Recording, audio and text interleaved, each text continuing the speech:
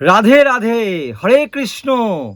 তো আজকের ভিডিওতে আমরা আলোচনা করব এই রাধাষ্টমী ব্রতের বিশেষ 11টি শাস্ত্রীয় সিদ্ধান্ত অনুযায়ী বিশেষ মাহাত্ম্য কথা।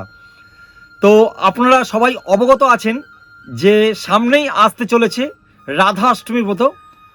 তো 11ই সেপ্টেম্বর বুধবার দিন সারা পৃথিবীতে এই রাধাষ্টমী ব্রত পালন করা হবে। তো রাধা অষ্টমীর ব্রতর ভিডিও কিভাবে আপনারা পালন করবেন, রাধা অষ্টমীর ব্রত পালন করতে গেলে আমাদের কিভাবে নিজেকে প্রস্তুতি হতে হবে, এবং রাধা অষ্টমী ব্রতের মাহাত্ম্য, পূজাবিধি, মন্ত্রাবলী, কখন অভিষেক করতে হবে, কয়টা পর্যন্ত উপবাস থাকতে হবে, বৃত্তান্ত আমরা পূর্বে ভিডিওতে আলোচনা করেছিলাম। আপনারা যারা এখনও পর্যন্ত সেই ভিডিও দেখেননি, অবশ্যই আপনারা এই ভিডিওটি দেখে নেবেন। আমাদের এই ভিডিও ডেসক্রিপশন বক্সে লিঙ্ক দেওয়া আছে। তো আজকে সেই বিস্তারিতভাবে আলোচনা করব না। আজকের ভিডিওতে আমরা আলোচনা করব যে এই রাধাষ্টমীর ব্রত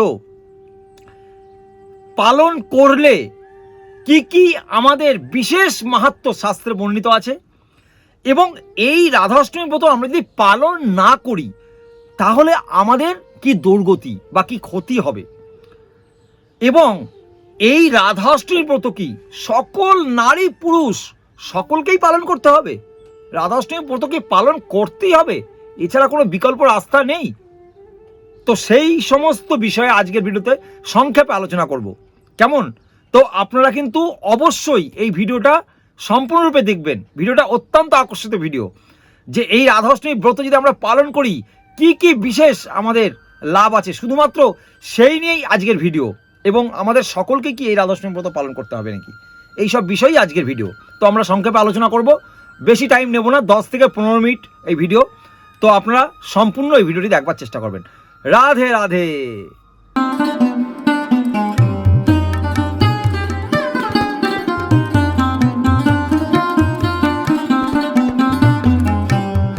হরে কৃষ্ণ।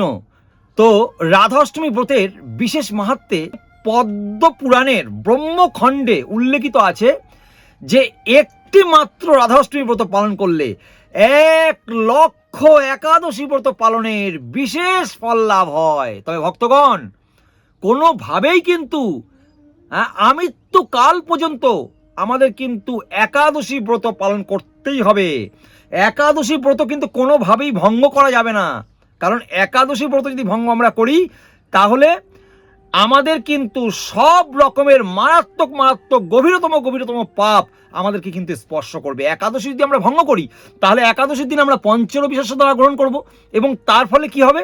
ব্রহ্ম হত্যা, গুরু হত্যা, গুরুপত্নী গমন, ভ্রূণ হত্যা, মাতৃহত্যা, পিতৃহত্যা, সমস্ত প্রকারের মারাত্মক পাপ কিন্তু আমাদের স্পর্শ করবে। হ্যাঁ, এটা সঠিক যে আমাদের একটা মাত্র রাধাষ্টমী ব্রত পালন করলে 1,00,000 একাদশী ব্রতের ফল পাবো ঠিকই, কিন্তু তাই বলে আমাদের কিন্তু কোনোভাবেই একাদশী ব্রত ভঙ্গ করা যাবে না। আমৃত্যুকাল পর্যন্ত 8 থেকে 80 বছরের বৃদ্ধ বিদ্যা, নারী পুরুষ, বালক বালিকা সকলকে কিন্তু প্রতিকটা একাদশী ব্রত অত্যন্ত গুরুত্ব এবং নিষ্ঠা সহকারে পালন করতে হবে। কেমন? দ্বিতীয়তে কি উল্লেখ আছে? একটি মাত্র রাধাষ্টমী ব্রত করি আমাদের কোটি কোটি জন্মের, আমাদের কতই না জন্ম হয়েছে, তাই না? কত জন্ম হয়েছে আমরা সবাই ভুলে গেছি সেসব জন্মের কথা। তো এই আমাদের কোটি কোটি জন্মের সমস্ত পূর্বকৃত পাপ, সমস্ত পাপ অচিরেই বিনষ্ট হয়ে যায় এই একটি মাত্র রাধাষ্টমী ব্রত পালন করলে। এবং পদ্মপুরাণের 1 থেকে 44 নম্বর শ্লোকে উল্লেখ আছে শুধুমাত্র একটি মাত্র রাধাষ্টমী ব্রত পালন করলে কোটি কোটি ব্রহ্ম হত্যাজনিত পাপ, ভ্রূণ হত্যা, ব্রহ্ম হত্যাজনিত যে পাপ, সেই পাপ আমাদের অচিরেই বিনষ্ট হয়ে যায়। কেমন?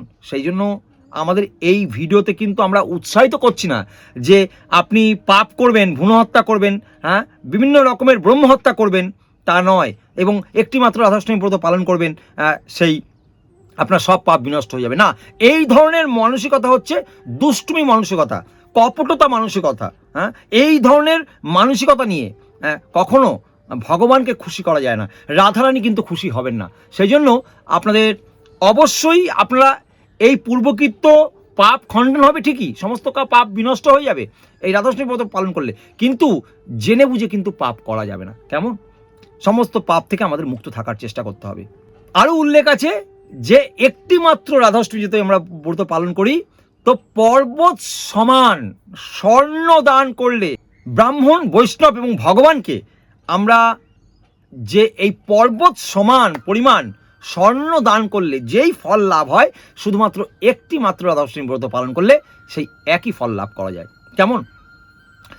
আরও উল্লেখ আছে শাস্ত্রে যে রাধাষ্টমী ব্রত পালন করলে সমস্ত তীর্থ, আমরা কতই না তীর্থ ভ্রমণ করি না, সমস্ত বিভিন্ন জায়গায় আমাদের পৃথিবীতে কত তীর্থ ভ্রমণ আছে, সমস্ত জায়গায় আমরা যে তীর্থ ভ্রমণ করছি সেই তীর্থ ভ্রমণের ফল একটি মাত্র শুধুমাত্র রাধাষ্টমী ব্রত পালন করলে অচিরেই আমাদের লাভ হয়ে যায়, শুধুমাত্র একটি মাত্র রাধাষ্টমী ব্রত পালন করলে। বুঝলেন ভক্তগণ? এবং আরও উল্লেখ আছে যে শুধুমাত্র একটি মাত্র রাধাষ্টমী ব্রত পালন করলে সহস্র কন্যা দানের ফল। আপনারা জানেন শাস্ত্রে বিশেষভাবে উল্লেখ আছে যে কন্যা দানের যে একটি সেই পূর্ণ ফল কিন্তু শুধুমাত্র একটি মাত্র রাধাষ্টমী ব্রত আপনি পালন করলে সহস্র কন্যাদানের ফল লাভ করতে পারবেন। কেমন? আরও উল্লেখ আছে কেউ যদি অশ্রদ্ধাবশত শুধুমাত্র একটি মাত্র রাধাষ্টমী ব্রত পালন করেন তাহলে তার কোটি কুলকে নরক যন্ত্রণা থেকে উদ্ধার করতে পারেন। ভাববেন ভালো করে বিষয়টি, কত সুন্দরভাবে শাস্ত্রে বর্ণিত আছে।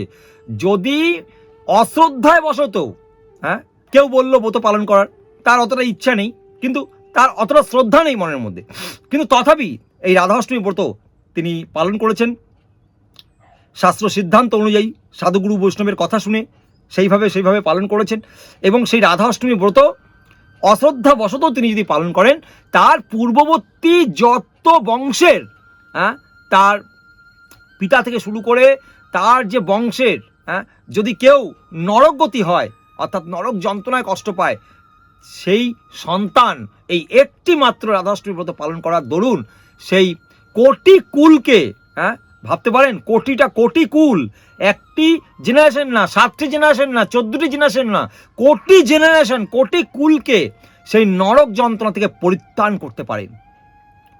এবং শুধু তাই না, এবং নিজেও তিনি অন্তিমে ভগবত ধামে প্রত্যাবর্তন করেন। কত সুন্দরভাবে শাস্ত্রে বর্ণিত আছে। তাহলে আপনারা বুঝতে পারছেন এই রাধাষ্টমী ব্রত পালন করবার গুরুত্ব কত বেশি। আমাদের সকলকেই কিন্তু এই রাধাষ্টমী ব্রত পালন করতে হবে অত্যন্ত গুরুত্ব সহকারে। নারী পুরুষ সর্বধর্ম নির্বিশেষে 8 থেকে 80 বছরের বালক বালিকা, বৃদ্ধ বৃদ্ধা, নারী পুরুষ, সধবা বিধবা সকলকেই কিন্তু এই রাধাষ্টমী ব্রত পালন করতেই হবে। ইয়েস, ঠিক শুনেছেন, রাধাষ্টমী ব্রত পালন করতেই হবে সকলকে। কেমন? এই রাধারানীর কৃপা লাভ করতে পারলেই কিন্তু আমরা কৃষ্ণ কৃপা লাভ করতে পারবো। রাধারানীর কৃপা যদি আমরা পাই তাহলে আমরা অত্যন্ত সহজভাবেই ভগবান শ্রীকৃষ্ণের কৃপা আমরা লাভ করতে পারবো। সেই জন্য আমাদের রাধা ঠাকুরানীর কৃপা আমাদের লাভ করা অত্যন্ত গুরুত্বপূর্ণ। শাস্ত্রে আরও উল্লেখ আছে রাধাষ্টমী ব্রতের মাহাত্ম্য কথা। শাস্ত্রে বলা হয়েছে যে এই রাধাষ্টমী ব্রতের মাহাত্ম্য কথা কেউ যদি শ্রদ্ধা সহকারে শ্রবণ অথবা পাঠ করেন, যেরকম আপনি শুনছেন, শ্রদ্ধা সহকারে যদি কেউ শ্রবণ করেন বা কেউ পাঠ করেন, তাহলে অনন্তকাল ধরে সে ভগবান বিষ্ণু ধাম বৈকুণ্ঠ ধামে তিনি বাস করার যোগ্যতা অর্জন করেন, অর্থাৎ সৌভাগ্য অর্জন করেন। কেমন? হরি বল! শুধুমাত্র একটি মাত্র রাধাষ্টমী ব্রতর মাহাত্ম্য কথা তিনি শ্রবণ করেন অথবা পাঠ করেন শ্রদ্ধা সহকারে, ভক্তি সহকারে, তাহলে কিন্তু তিনি বৈকুণ্ঠ ধামে বাস করবার সৌভাগ্য অর্জন করেন। কত সুন্দরভাবে উল্লেখ আছে শাস্ত্রে। তো এইভাবে শাস্ত্রে বিশেষভাবে প্রচুর মাহাত্ম্য বর্ণনা করা আছে। ততটুকু আমরা জানতে পেরেছি সাধুগুরু বৈষ্ণবের মুখে, ততটুকু আপনাদেরকে বলবার চেষ্টা করলাম।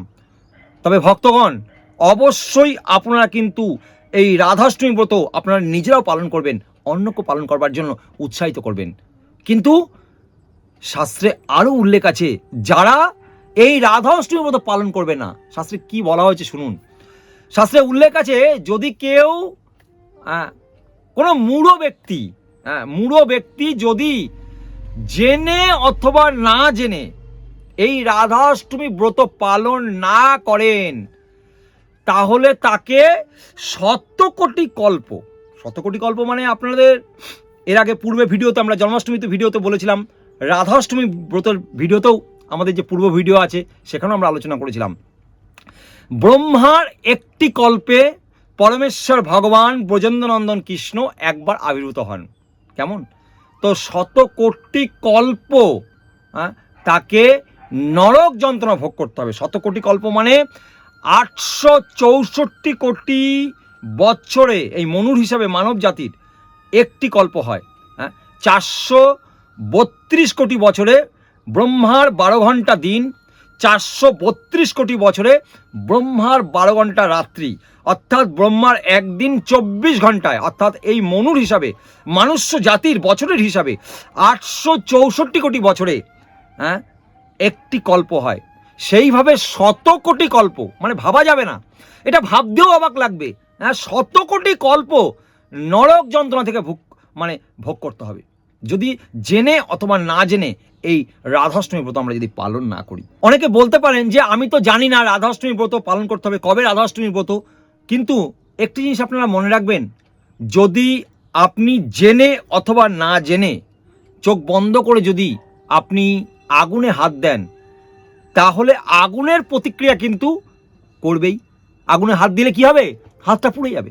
আপনি জেনে বা না জেনে যদি আপনি কাঁচা মরিচ লঙ্কা যদি গালে দিয়ে চেবান, তাহলে কি হবে? মিষ্টি লাগবে? কখনোই না, ঝালই লাগবে। অর্থাৎ পাপ তো পাপই, আপনি জেনে করলেও পাপ, অজানা থাকলেও পাপ। জ্ঞাতসারে পাপ হয়, অজ্ঞাতসারে পাপ হয়। পাপের অনেকগুলো ক্যাটাগরি আছে। জ্ঞাতসারে পাপ হয়, অজ্ঞাতসারে পাপ হয়, অর্থাৎ জেনে অথবা না জেনে। শাস্ত্রে সেটাই বলা হচ্ছে যে জেনে অথবা না জেনে যদি এই রাধাষ্টমীর ব্রত পালন না করা হয়, তাহলে তাকে 100 কোটি কল্প নরক যন্ত্রণা ভোগ করতে হয়। অনেকে বলেন না যে নারীরাও কি রাধাষ্টমী ব্রত পালন করতে হবে? হ্যাঁ, নারী পুরুষ সকলকে পালন করতে হবে। বিশেষ করে শাস্ত্রে উল্লেখ আছে, যদি কোনো সধবা নারী সূচি অথবা অসুচিতেও যদি এই রাধাষ্টমী ব্রত পালন না করেন, তাহলে তাকেও 100 কোটি কল্প নরক যন্ত্রণা ভোগ করতে হয়। ভাবুন কতটা কঠিনতম শাস্ত্রের সিদ্ধান্ত দেওয়া আছে। তো 100 কোটি কল্প নরক যন্ত্রণা ভোগ করবার পরে তার পূর্বকৃত কোনো সৌভাগ্যের দরুন সে যদি মানুষ্য জন্ম লাভ করতে পারে, তাহলে সেই মানুষ্য জন্ম লাভ করবার পরে তিনি অল্প বয়সে বিধবা হবেন, অর্থাৎ পতিকে হারাবেন। অনেক কঠিনতম শাস্ত্র সিদ্ধান্ত দেওয়া আছে। এগুলো আপনারা কষ্ট পাবেন না, কারণ এগুলো আমার একটাও, বিশ্বাস করুন, আমার নিজের মন গড়া কথা নয়। এটা শাস্ত্র সিদ্ধান্তই আমাদেরকে বলতে হচ্ছে। সাধুর কাজ কখনো খোসামতি করা না। সাধুর কাজ কখনো যেই মানুষটা সন্তুষ্ট হবে সেই কথাটা তাকে সন্তুষ্ট করবার জন্য কথা বলা। সাধুর কাজ হচ্ছে প্রকৃত শাস্ত্র সিদ্ধান্ত তুলে ধরাই হচ্ছে সাধুর কাজ। এবং কিভাবে সেই ভক্ত উদ্ধার লাভ করতে পারবে, কিভাবে সেই ভক্ত তার মানুষ্য জীবনকে সার্থক করতে পারবে, সেটাই হচ্ছে সাধুগুরু বৈষ্ণবের, প্রকৃত সৎ সাধুগুরু বৈষ্ণবের কাজ। কেমন? তো সেই জন্য আপনারা সকলে এই রাধাষ্টমী ব্রত অত্যন্ত গুরুত্ব সহকারে পালন করুন। শাস্ত্রে আলো বলা হয়েছে, রাধাষ্টমী ব্রত পালন না করলে আমরা কখনোই রাধারানীর কৃপা লাভ করতে পারবো না। কেমন? তো গত দাপর লীলায় ভাদ্র মাসের শুক্লা পক্ষের অষ্টমী তিথিতে অনুরাধা নক্ষত্রে মধ্যাহ্নকালে বৃন্দাবনের বর্ষানা গ্রামে বিশ্বভানু মহারাজ এবং শ্রীমতী কৃত্তিদা সুন্দরীর কন্যা রূপে দুপুর 12টার সময় শুভ আবির্ভূত হয়েছিলেন। তো সেই কারণেই দুপুর 12টা পর্যন্ত আমাদেরকে উপবাস থাকতে হবে। আপনারা সকলে দুপুর 12টা পর্যন্ত উপবাস থাকবে। রাধারানী তো অত্যন্ত কৃপাময়, তাই না? আমরা ভগবানের জন্মাষ্টমী কীরকম পালন করেছি, মধ্যরাত পর্যন্ত আমরা উপবাস ছিলাম, তাই না? জন্মাষ্টমী তিথিতে মধ্যরাত পর্যন্ত উপবাস ছিলাম। ভগবানের মধ্যরাত্রিতে আবির্ভূত হয়েছিল, রাত 12টার সময় আবির্ভূত হয়েছিল। সেই জন্য মধ্যরাত্রি পর্যন্ত উপবাস থেকে তারপরে অভিষেকের পরে, আরতির পরে আমরা অনুকল্প প্রসাদ আমরা অনেকে পেয়েছি, বা অনেকে কিছুই পাননি, পরের দিন পালন করেছেন। কেমন? কিন্তু রাধারানী তো অত্যন্ত কৃপাময়, তিনি তো অত্যন্ত কৃপাময়। সেই জন্য আমাদেরকে অত্যন্ত সহজ করে দিয়েছেন, কারণ তিনি মধ্যাহ্নকালে আবির্ভূত হয়েছিলেন, দুপুরবেলা আবির্ভূত হয়েছিলেন। সেই জন্য আমাদের দুপুর 12টা পর্যন্ত উপবাস থেকে অভিষেকের পরে, আরতির পরে, ভোগ নিবেদনের পরে মহাপ্রসাদ আমরা কিন্তু গ্রহণ করতে পারবো। সেই জন্য আপনারা সকলেই 11ই সেপ্টেম্বর, আবারও বলছি, সকলেই 11ই সেপ্টেম্বর বুধবার দিন এই 2024 সালে আপনারা সকলে এই রাধাষ্টমী ব্রত খুব আনন্দ সহকারে, ভক্তি সহকারে, নিষ্ঠা সহকারে আপনারা পালন করুন এবং শ্রীমতী রাধা ঠাকুরানীর অশেষ কৃপা লাভ করুন। এবং রাধা ঠাকুরানীর কৃপা লাভ করতে পারলে ভগবান শ্রীকৃষ্ণের কৃপা আপনারা অত্যন্ত সহজেই পেয়ে যাবেন। কেমন? আপনারা অবশ্যই এই ভিডিওটাকে অধিক অধিক অধিক সংখ্যক আপনি শেয়ার করে সকলকে দেখার সুযোগ করে দিন, তার ফলে আপনিও কিন্তু রাধারানীর কৃপা লাভ করতে পারবেন। কেমন? এবং আপনারা যারা এই চ্যানেলে প্রথমবার আসলেন, এখনও পর্যন্ত সাবস্ক্রাইব করেননি, অবশ্যই চ্যানেলটিকে সাবস্ক্রাইব করে নোটিফিকেশন বেল আইকনটিকে অল করে দিন, তাহলে পরবর্তী যখন আমরা ভিডিও আপলোড করব অবশ্যই আপনার কাছে নোটিফিকেশন চলে যাবে। কেমন? আপনারা ভালো থাকুন, সুস্থ থাকুন, সদা কৃষ্ণ ভাবনাময় হয়ে থাকুন। জগৎগুরু শিল প্রভুপাদ কি জয়। নিতাই গৌর সীতানাথ প্রেমানন্দের হরি হরি বল। রাধে রাধে।